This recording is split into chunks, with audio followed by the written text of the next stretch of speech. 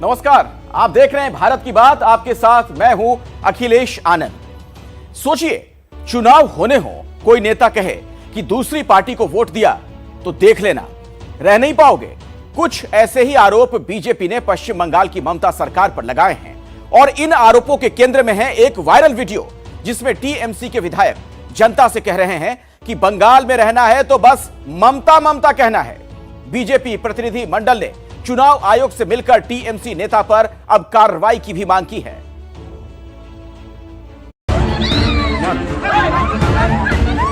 उनको कह रहे हैं कि जाके अपने अपने क्षेत्र में जो भी भारतीय जनता पार्टी को समर्थन करने वाले वोटर हैं उनको चमकाइए। बंगाली में कोट अनकोट चमकाइए, मतलब डराइए, धमकाइए। खाली एक ही काम है, आग जला दो, वायलेंस बोल के बांग्ला का बदनाम कर दो। बंगाल में जीवित रहना है तो आपको किसी और पार्टी को, खास करके भारतीय जनता पार्टी को तो कतई वोट नहीं करना है।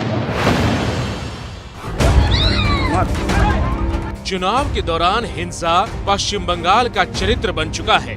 बंगाल में चुनावी हिंसा की पुरानी तस्वीरें देश लंबे समय से देखता आ रहा है। अब जरा ऐसी ही हिंसा करने की एक धमकी भी खुलेआम सुन लीजिए। যারা কট্টর বিজেপি, যাদেরকে হারানো যাবে না, তাদেরকে চমকাতে হবে। বলবে আপনি যদি ভোট দিতে যান, আমরা ধরে নেব বিজেপির ভোট দেবেন। ভোটের পর আপনি কোথায় থাকবেন সেটা আপনার নিজের ইচ্ছে। আর যদি ভোট দিতে না যান, আমরা ধরে নেব আপনি আমাদের সমর্থন করছেন।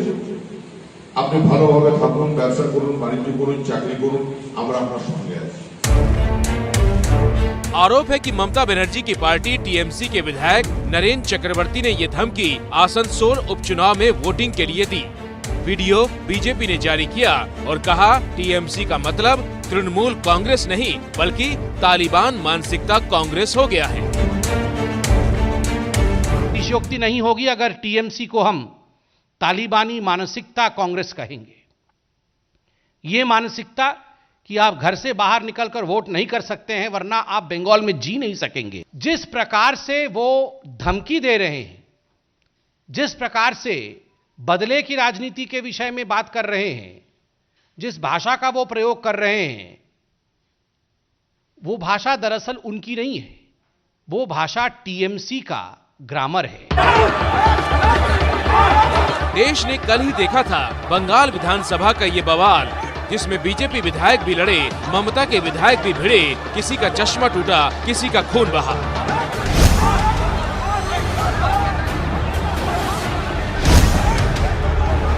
कुछ गुंडा लोग उस पर वायलेंस में वांटेड है। ये लोग हमारी एमएलए के ऊपर हाथापाई किया। এই দেখুন চশমা ভেঙে দিয়েছে, এখান থেকে ব্লিডিং হচ্ছে। प्रजातंत्र के मंदिर में हिंसा के खिलाफ हिंसा का ये प्रदर्शन हुआ था और अब ममता बनर्जी ने प्रजातंत्र को बचाने के लिए बीजेपी के खिलाफ विपक्षी दलों को चिट्ठी लिखी है। ममता ने लिखा है, बीजेपी की मोदी सरकार ईडी, सीबीआई, इनकम टैक्स और सीबीसी जैसी एजेंसियों का इस्तेमाल कर दूसरी पार्टियों के खिलाफ प्रजातंत्र पर अटैक कर रही है। संघीय ढांचे को नुकसान पहुंचाया जा रहा है। ऐसे में सभी दलों को साथ आकर बीजेपी की रणनीति को रोकना चाहिए। जब चुनाव आ जाएगा तब बोलेगा हम देश का सबसे बड़ा देश के रक्षक है। देश का रक्षक तो नहीं है, उसको उल्टा जो है वो दिमाग में सोच लो। तो इसी के लिए हम चाहते हैं कि आप लोग अच्छा रहे। ममता बनर्जी प्रजातंत्र को बचाने का झंडा बुलंद करने के लिए चिट्ठी लिख रही हैं, जबकि उनके विधायक खुलेआम धमकी देते दिख रहे हैं। আমি এখনো দেখিনি, দেখি খবর নিতে হবে। তবে পুরনো হতে পারে, সে সময় তো যিনি আমাদের জেলা সভাপতি ছিলেন তিনি এখন বিজেপিতে আছেন, তিনি তখন সব নির্দেশ দিতেন। वैसे आसनसोल में 12 अप्रैल को उपचुनाव है, 16 अप्रैल को नतीजे आएंगे। धमकी के बाद आसनसोल में केंद्रीय सुरक्षा बलों ने आज फ्लैग मार्च किया ताकि बंगाल का आम आदमी अपनी मर्जी के मुताबिक मतदान कर सके। और बंगाल के बाद अब आपको दिल्ली लिए चलते हैं। दिल्ली विधानसभा में 2 दिन से दंगल जारी है। आज सदन में कानून व्यवस्था को लेकर चर्चा थी और इस मुद्दे पर सदन की व्यवस्था ही बिगड़ गई। बीजेपी और आप के विधायकों में बहस हुई। बाद में मार्शल ने बीजेपी विधायकों को सदन से बाहर कर दिया। मैं नहीं मानूंगा, मैं नहीं मानूंगा, मैं बिजली आज किसी कीमत पे नहीं मानने वाला। ये गुंडागर्दी है सर। दिल्ली विधानसभा में हंगामा बरपा हुआ है। बैठ जाइए, मुझे मत घुमाइए, आप बैठ जाइए प्लीज। एक तरफ मार्शल बीजेपी विधायकों को सदन से बाहर कर रही हैं, दोनों को बाहर करिए और आज पूरे दिन के लिए बाहर कर रहा हूँ मैं दोनों।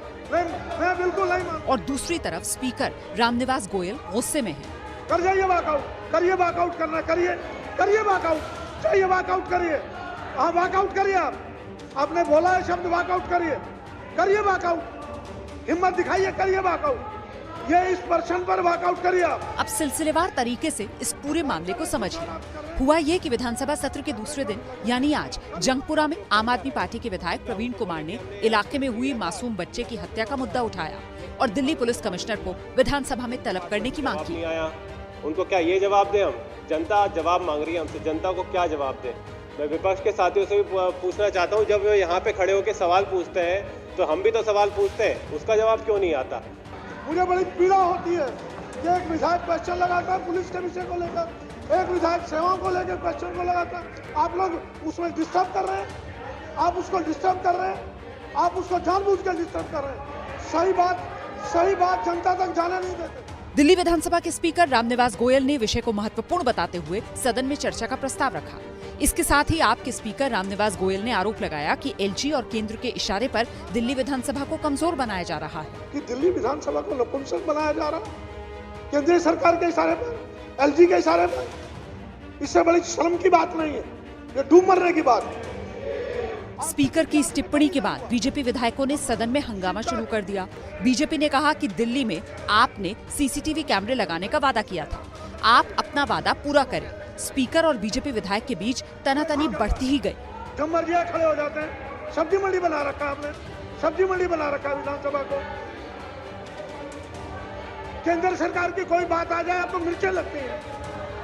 ये मैं आपसे पूछ रहा हूँ, क्या ये ठीक है कि एलजी ने आदेश दे रखा, पुलिस जवाब नहीं देगी? नतीजा ये हुआ कि स्पीकर के कहने पर बीजेपी विधायक ओपी शर्मा और विजेंद्र गुप्ता को सदन से मार्शल्स ने बाहर निकाल दिया। मैं नहीं मानूंगा, मैं नहीं मानूंगा। दोनों को बाहर करिए और आज पूरे दिन के लिए बाहर कर रहा हूँ मैं दोनों। और बात करेंगे महंगाई की। पेट्रोल पिछले 1 हफ्ते में 5 रुपए तक महंगा हो गया है और हालात ये हैं कि पेट्रोल डीजल के दाम अभी और बढ़ेंगे, यानी महंगाई की मार जारी रहेगी।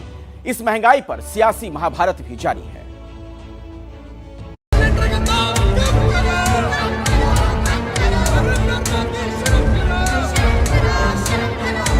महंगाई के विरोध में कांग्रेस के कार्यकर्ताओं ने पेट्रोलियम मंत्रालय के बाहर रसोई गैस का अर्थी जुलूस निकाला और मटके के साथ प्रदर्शन किया। दिल्ली में पेट्रोलियम मंत्रालय के ठीक सामने यूथ कांग्रेस के कार्यकर्ता प्रदर्शन कर रहे हैं। कुछ इस तरीके से रसोई गैस की अर्थी निकाली जा रही है और मटकी आदि लेकर के प्रदर्शन कर रहे हैं यूथ कांग्रेस के कार्यकर्ता। रोज दाम बढ़ रहा है, रोज आप लोग प्रदर्शन कर रहे हैं, दबाव तो बन नहीं रहा? दबाव बनेगा। अब जनता सड़कों पर उतर चुकी है, लगातार आम आदमी का जीवन इन्होंने दूभर कर दिया है। विपक्ष सरकार को घेर रहा है तो बीजेपी के नेता विपक्ष को ही नसीहत दे रहे हैं। कांग्रेस के पास कोई मुद्दा नहीं है और कांग्रेस संवेदनहीन है विपक्ष से। मैं पूछना चाहता हूँ, महाराष्ट्र, राजस्थान के अंदर सबसे ज़्यादा, बंगाल सबसे ज़्यादा पेट्रोल की कीमत वहाँ पे है। उन्हीं 3 स्टेटों में पेट्रोल महंगा क्यों है? अपने गिरबान में कांग्रेस झांके पहले। सत्ता और विपक्ष की राजनीति से दूर असलियत ये है कि पेट्रोल के दाम 9 दिन में 5% बढ़े हैं। 21 मार्च को दिल्ली में जहां पेट्रोल के दाम 95 रुपए 41 पैसे और डीजल के दाम 86 रुपए के पास थे, आज 29 मार्च को पेट्रोल दिल्ली में 100 के पार पहुंचा है तो डीजल का रेट 91 रुपए 47 पैसे प्रति लीटर हो गया। बढ़ोतरी का ये आंकड़ा हम दिल्ली का सिर्फ उदाहरण के लिए दिखा रहे हैं। रेट तो पूरे देश में बढ़े हैं और इस महंगाई का असर लोगों की जेब पर दिखने लगा है। एक हफ्ते पहले 2000 का पेट्रोल डलवा रहे थे, वो अब जो है उसके दुगने दाम दे रहे हैं। तो कहीं ना कहीं आम आदमी की जेब पर खासा असर पड़ रहा है पेट्रोल और डीजल की बढ़ती हुई कीमतों का। कैमरा पर्सन वरुण कुमार के साथ इलाका आजमी, एबीपी न्यूज दिल्ली। और अब अगली खबर, चंडीगढ़ में सरकारी कर्मचारियों के लिए केंद्रीय सिविल सेवा नियम लागू करने को लेकर केंद्र और पंजाब की आम आदमी पार्टी सरकार आमने सामने है। आम आदमी पार्टी ने गृह मंत्री अमित शाह की घोषणा के खिलाफ सड़क से संसद तक विरोध की धमकी दी है। चंडीगढ़ प्रशासन के सभी कर्मचारियों को एक शुभ समाचार भी देना चाहता हूं। चंडीगढ़ प्रशासन के सभी कर्मचारियों की सेवा की शर्तों को केंद्रीय सिविल सेवाओं के साथ जोड़ने का निर्णय भारत सरकार ने लिया। 27 मार्च को चंडीगढ़ में गृह मंत्री अमित शाह के इस ऐलान के बाद पंजाब की राजनीति में उबाल आ गया है। अमित शाह के ऐलान का मतलब साफ है कि चंडीगढ़ में 1 अप्रैल से केंद्रीय सिविल सेवा नियम लागू होगा। केंद्र शासित चंडीगढ़ में सरकारी कर्मचारियों की सेवानिवृत्ति की उम्र 58 साल से बढ़कर 60 साल हो जाएगी। शिक्षा विभाग के कर्मचारियों के लिए सेवानिवृत्ति की उम्र भी 65 साल हो जाएगी। महिला कर्मचारियों को 1 की जगह 2 साल की चाइल्ड केयर लीव मिलेगी। पंजाब के मुख्यमंत्री भगवंत मान ने केंद्र सरकार के इस फैसले पर सवाल उठाए हैं। मान ने ट्विटर पर लिखा है, केंद्र सरकार दूसरे राज्यों के कर्मचारी और अधिकारियों को चंडीगढ़ प्रशासन में लाना चाहती है। केंद्र सरकार का ये कदम पंजाब रजिस्ट्रेशन एक्ट के खिलाफ है। चंडीगढ़ पर अपने हक के लिए हम लड़ाई लड़ेंगे। लेकिन दिन में गर्मी मई और जून वाली पड़ने लगी है। पूरे उत्तर भारत का यही हाल दिख रहा है। मौसम विभाग ने तो यहां तक कहा है कि अगले 2 दिन दिल्ली एनसीआर में हीट वेव से बचकर रहें।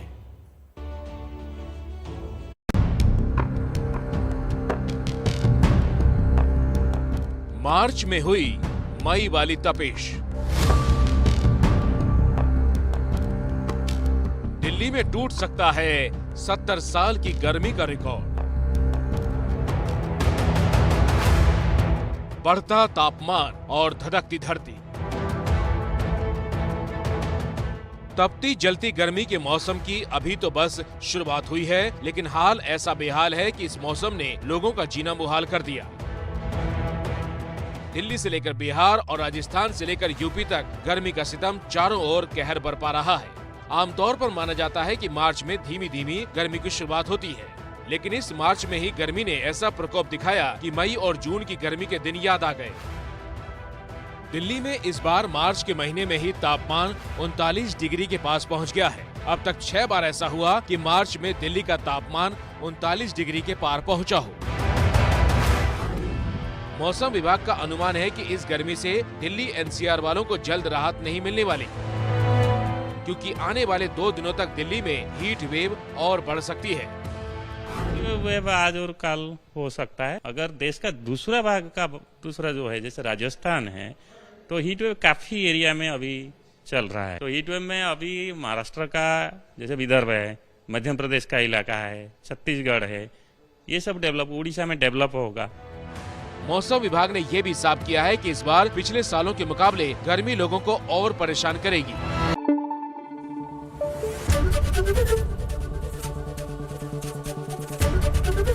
एबीपी न्यूज आपको रखे आगे।